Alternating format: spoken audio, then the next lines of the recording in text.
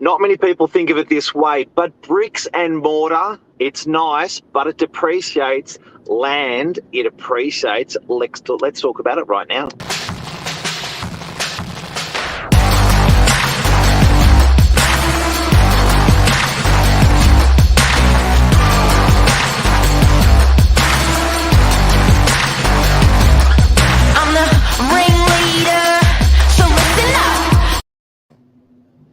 Good morning, Mark. Hey, Billy, how are you? Well, good. The old man in the young man's body, how are you? Very good, thank you. But I do feel like I've been lied to in my younger years now that I've been told bricks and mortar actually make you no money. Because can you believe it? I was always told you've got to buy bricks and mortar. That's a safe investment. It always goes up. However, it's actually the land value. If you buy that brand new house in like a little subdivision, be careful, because if there's a lot of land left over in that subdivision, that bricks and mortar is just going to get older and older and older. And the land there's a plethora around you. Be worried. Yeah, that's right. And we just spoke about off air, sort of, it's interesting, different, I guess you could say, cultures or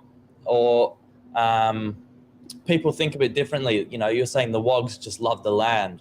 They've always bought the biggest piece of land with the smallest house.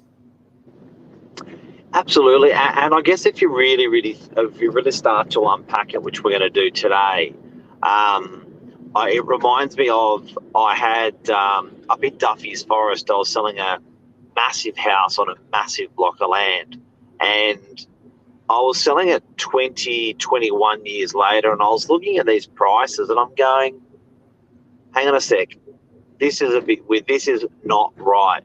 I was selling this house for, at the time, I think it was circa 4.6 at the time.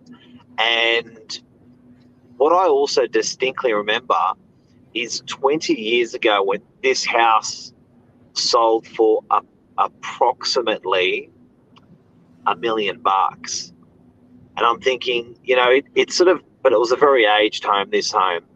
Then I looked at in that area at the same time, there were 5-acre blocks up in the Duffy's Forest, Ingleside, and the same thing, they were $1 million. And I was looking at thinking, you know what, this house was aged because it was 20 years old. To do a reno on it needed another $1 million.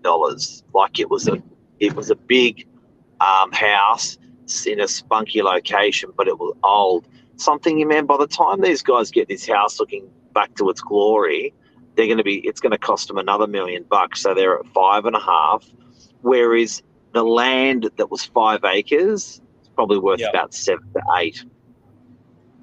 Yeah, it's nuts. Yeah. And so this sort of leads us into our next topic. We've got to talk about a few suburbs where land value is clearly far more than the worth of bricks and mortar. And they've done a comparison in units versus houses. And then also where 10 New South Wales suburbs where there's a very, very small difference between the cost of a unit and a house, which I thought never would be possible. But we've got 10 for you. And then we'll try to understand why, and then it came full circle to this what we're talking about. So let's have a look. I'm going to do a share screen. Yep. And we're going to bring in. So when we first came across this article, we're trying to work out how the hell this actually happens. If you press Control+, Billy, that'll zoom it all up for you. But when we're looking at this, we're looking at it going, hang on a sec, how does this happen? How does it get to a point where units are more expensive than houses in these suburbs here? Can you do a Control+ on that, buddy? Yeah, I've hit a Control+. I don't know if that's working. No, it's not. So if you have a look at these suburbs here, all of them, they all have something in common, and I want you guys to have a look at them. So what have we got on there, Billy? Oi, oi, oi. I'm just playing around with the layout, see if I can find a better one. That's probably our best one, Mark. Yeah, so if you go back onto that screen there where the what's hosting that tile, click on it, Yep. and then press with your mouse, and then press Control Plus after that. Better? Nah. Okay. It's not liking it. Do you want me to read them to you, though? I can see that pretty Yeah, good. please. Yep. So top 10 New South Wales locations with smallest price difference between unit and houses.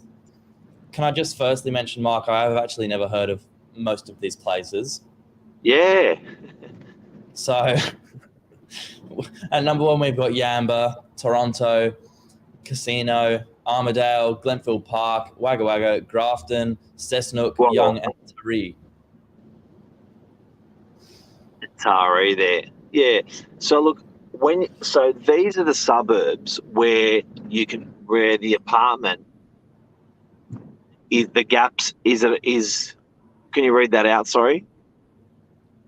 Yeah. The smallest price difference between units and houses. So it's a really small gap. Why? Why? That's a good question. I mean, who actually thought that would be possible in the first place? Everyone sort of wants to live in a house. That's the dream, right? Yep. I think, like you say, it does sort of come down to land value. It's clear there compared to the second part of that table, these 10 locations are not quite as sought after in terms of people living in the same space. Yep. But I can't actually imagine why there would be a house cheaper than an apartment. I mean, maybe the houses are significantly outdated compared to some of the newer builds, but what are your thoughts? So just to take it from the top, Daniel's just said he doesn't have a magnifying glass, nor do I. Can we just read exactly what's in front of us here? Can you read? So the suburbs here, guys, that we're showing you, I might as well get rid of it. The suburbs that we're showing you here, guys, are the suburbs that have the closest gap between house prices and unit prices, the closest. And the suburbs are what suburbs are they, Billy, again? We've got Yamba, Toronto, Casino, Armidale, Glenfield Park, Wagga Wagga, Grafton, Wagga Wagga, Young, and DRURY. DRURY.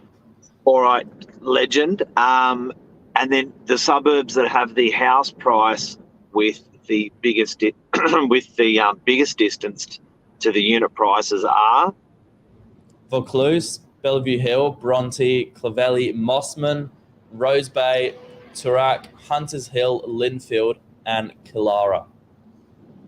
Okay.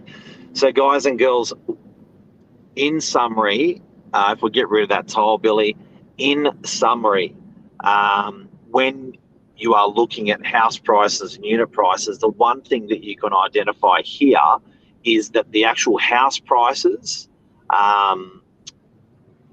the land prices in these regional suburbs is so friggin' cheap, and the bricks and mortar is so expensive that it's actually driven that gap to be closer.